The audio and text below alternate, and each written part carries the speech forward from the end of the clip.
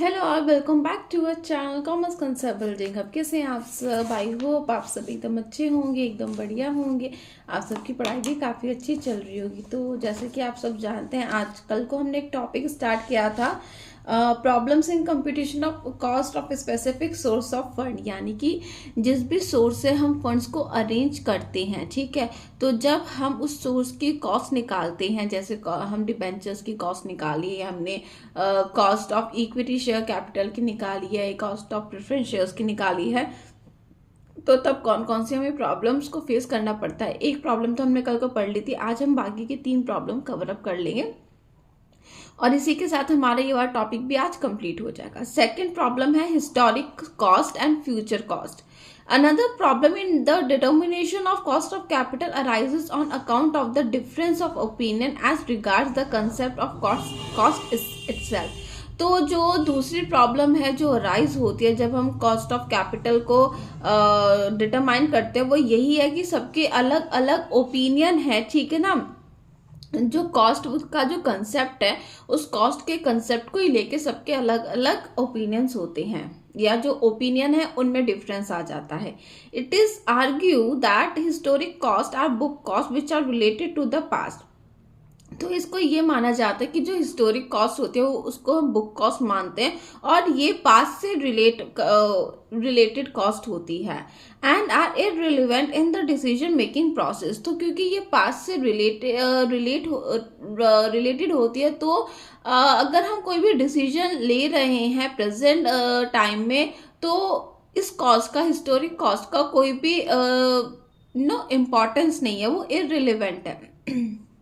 In their opinion future, एक minute, एक तो ना छोटा छोटा ना लाइन ही मिक्सअप हो जाती है।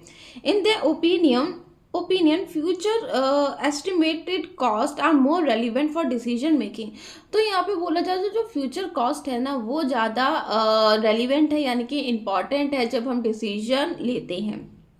In the same manner arguments are given in favor of specific cost and composite cost as well as explicit cost and implicit cost and the marginal cost. तो यहाँ पे यही बोला जा रहा है कि आर्ग्यूमेंट्स जैसे हम हिस्टोरिक कॉस्ट और फ्यूचर कॉस्ट को लेके हो रहे हैं, वैसी आर्ग्यूमेंट स्पेसिफिक कॉस्ट हो, चाहे कंपोजिट हो, चाहे एक्सप्लिसिट हो, चाहे इम्प्लिसिट हो, चाहे मार्जिनल कॉस्ट क्यों ना हो, उनको भी लेके यहाँ पे सबका अलग अलग ओपिनियन होता है, जिसकी वजह से यहाँ पे बोला गया कि कॉस्ट कंसेप्ट को ही लेके सबका अलग अलग ओपिनियन है, और उस वजह से जब हम कॉस्ट मेजर करते हैं किसी भी सोर्स ऑफ फाइनेंस की, उसमें दिक्कत आ जाती है। थर्ड है आपका problem in computation of cost of equity. तो यहाँ पे जब हम इक्विटी शेयर्स की जो कॉस्ट निकालते हैं, तो यहाँ पे प्रॉब्लम आते हैं। कौन सी प्रॉब्लम आती है वो भी देख लेते हैं। The computation of cost of equity capital depend upon the expected rate of return bye it's investor. ये तो हमने भी पढ़ा है कि जो कॉस्ट होती है इक्विटी कैपिटल की, वो बेसिकली डिपेंड होती है कि आप की इन्वेस्टर कितना वो लोग एक्सपेक्ट कर रहे हैं रिटर्न, ठीक है ना। जो उन्होंने पैसा इन्वेस्ट किया, तो इन्वेस्टर कितना एक्सपेक्ट कर रहे हैं कि कंपनी वाले हमें इतना रेट ऑफ रिटर्न देंगे। But the quantification of the expectation of equity share holder is very difficult task. और ये देखो सबके मन में झांकना है या देखना, देखो सबकी अलग अलग एक्सपेक्टेशन है, ठीक है ना। तो किसी इक्विटी शेयर होल्डर की कुछ होगी, किसी की कुछ होगी, तो उसको क्वांटिफाई करना, मेजर करना, वो बहुत ज़्यादा डिफिकल्ट टास्क होता है, because they are many factor which influence their valuation about a firm.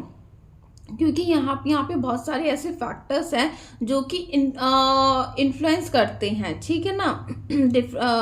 Influence करते हैं उनके basically expected rate of return को। लास्ट है आपका problems in computation of cost of retain earning. तो जब हम रिटेन अर्निंग की कॉस्ट निकालते हैं ना, तब भी यहाँ पे बोला जा रहा है, यहाँ पे दिक्कत आ जाती है। It is sometimes argue that the retain earning do not involve any cost. ये हमने पहले भी पढ़ा था, जब मैंने आपको कॉस्ट ऑफ रिटेन अर्निंग का टॉपिक पढ़ाया था, कि यहाँ पे माना जाता है कि जो रिटेन अर्निंग है उसकी कोई कॉस्ट ही नहीं आती है, उसका कोई एक्सपेंस ही नहीं है, पर ये होता नहीं है। But in reality it is the opportunity cost of dividend foregone bye its share holder. ये चीज मैंने आपको पहले भी थ्योरी समझा रखी है। तो आपको डिटेल पढ़ना है, मैंने आपको एग्जाम्पल के थ्रू आपको बता रखा है कि हम कॉस्ट ऑफ रिटेन अर्निंग को हम अपॉर्चुनिटी कॉस्ट क्यों बोलते हैं, ठीक है ना। अपॉर्चुनिटी कॉस्ट हम बोलते हैं वो डिविडेंड जो कि शेयर होल्डर को हमने दे दिया, सॉरी मैं क्या बोल रही हूँ, अपॉर्चुनिटी कॉस्ट को हम यहाँ पे इसलिए बोलते हैं क्योंकि वो डिविडेंड जो शेयर होल्डर को मिल सकता था जो हमने रिटेन अर्निंग में लगा दिया, तो वो डिविडेंड शेयर होल्डर के पास से फॉरगॉन हो गया। तो आप इस कंसेप्ट को अच्छे से समझ सकते हैं, मेरी पहली वाली क्लासेस में मैंने समझा रखा है। Since different share holder may have different opportunities for investing there dividend, ये चीज़ भी मैंने आपको बताई थी कि शेयर होल्डर्स के पास डिफरेंट अपॉर्चुनिटीज़ होती है कि वो अपना इन्वेस्टमेंट दे पाए, मतलब इन्वेस्ट कर पाए और उस पे उसको डिविडेंड मिल जाए। It becomes very difficult to compute the cost of retain earning. तो यहाँ पे ये बोला जा रहा है कि रिटेन अर्निंग भी इसी वजह से बहुत ज़्यादा डिफिकल्ट हो जाता है उसकी कॉस्ट को मेजर करना। तो ये वाली पॉइंट आपको तब समझ में आएगा जब आपने मेरी पहली क्लास देखी होगी, उसमें मैंने पूरी आपको कहानी समझा रखी है कॉस्ट ऑफ रिटेन अर्निंग की कि क्या क्या होता है इसमें, ठीक है। तो आज की क्लास में इतना ही है। तो कल को हम पढ़ने वाले हैं weighted average cost of capital, जिसको हम WACC भी बोलते हैं, ठीक है। तो इसमें बेसिकली हम एवरेज कॉस्ट ऑफ कैपिटल हम यहाँ पे निकालते हैं, इसकी हम कंप्यूटेशन देखेंगे। मतलब पहले तो कल को हम इसके बारे में पढ़ेंगे, बहुत थोड़ा लेंथी टॉपिक है ये। फिर हम ये देखेंगे कि हम इसको निकालते कैसे हैं, इसका प्रोसीजर क्या है, ठीक है।